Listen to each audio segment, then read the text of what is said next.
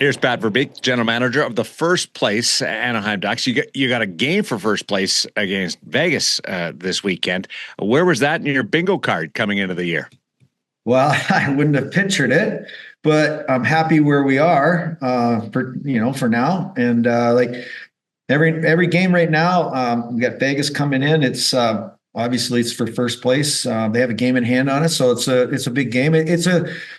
There's a lot of things and why it's a big game, and it's a big game for our group to understand these challenges that face us, to rise to the occasion, to play a team that it's a Stanley Cup contender. All of those things is really good for our group, and to learn how to play and to be excited to play in those games. So Vegas is a contender. How would you define yourself? Where I would define ourselves as a group that's learning how to win. And, a case in point last night, we had, just a game that, you battle. It was a battle against Ottawa last night. And certainly you want to get a point out of there. And then, we found a way, to lose the game in the last, 2 minutes of the game. But I can turn that around, and we found ways to win games, the two games before, to get 2 points, in the dying seconds of one game, and then 3 minutes to go in another game. So there's a lot of positives.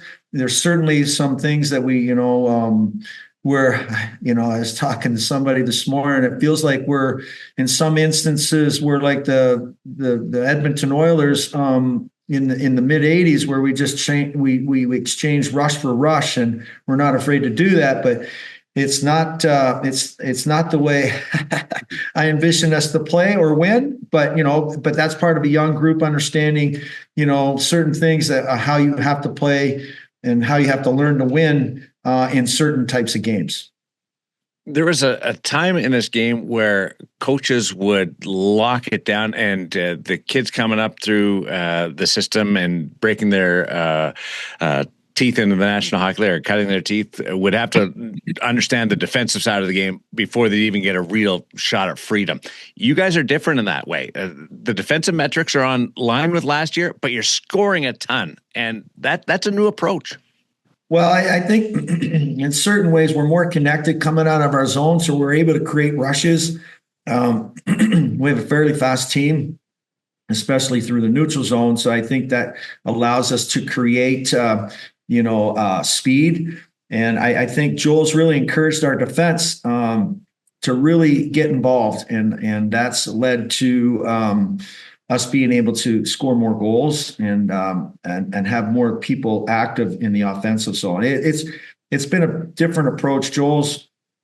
He's really allowed the young kids to he's put them in situations that I get nervous about, just because they're certainly can they handle it, but he feels really confident, and I think that's the wonderful thing. These guys are getting big time reps in difficult situations, to where it's we're trying to put them in those situations where they don't get nervous, and they're not scared to be in those situations when the game is really tight and the game's on the line.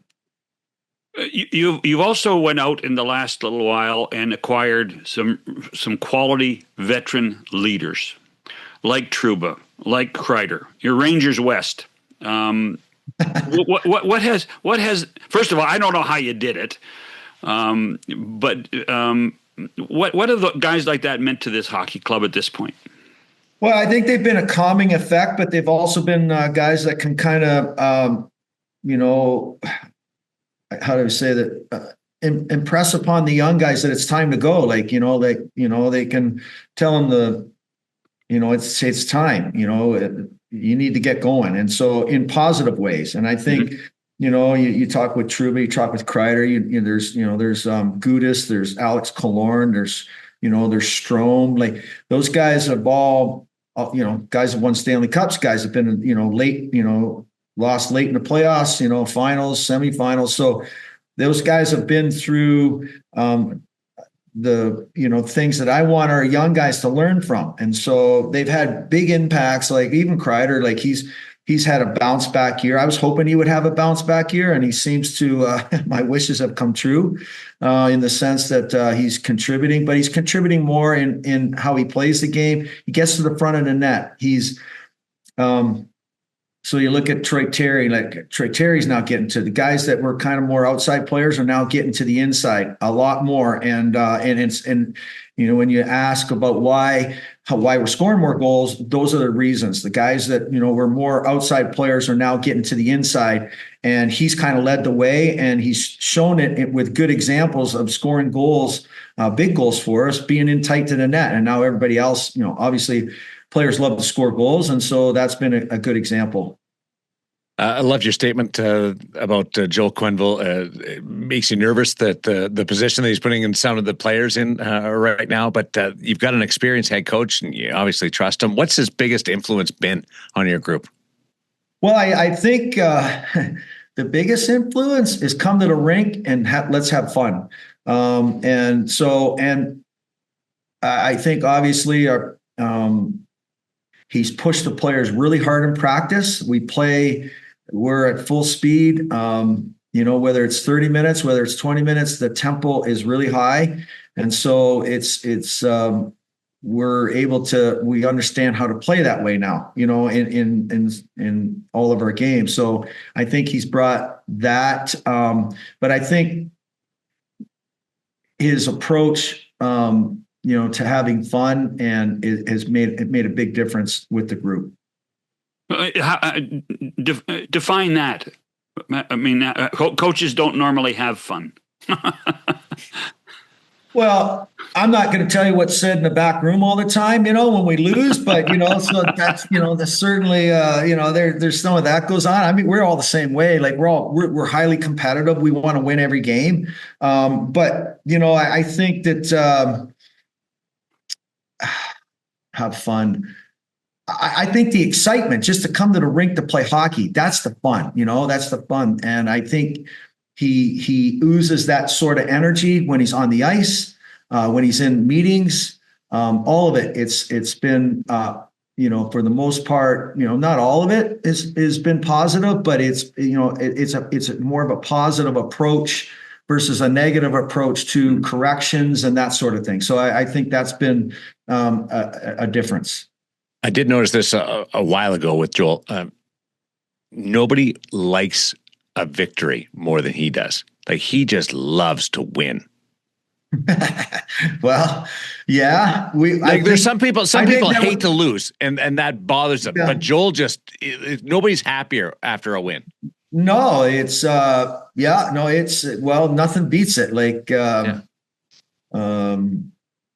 because there's a lot of work that goes into it. And so, from the coaching, from all the coaching, the coaches, I see how long they're there. I see all the work that all the work that goes into it. And so it's so satisfying, when a plan gets executed and your players, and the players execute the plan. That's the excitement. That's the joy that goes into winning. And, and you're happy for the players as well. I mean, the players are, it's the greatest game on earth. And certainly when you win, there's nothing beats it. Yeah. Hey, we talked about the veterans' influence on the kids.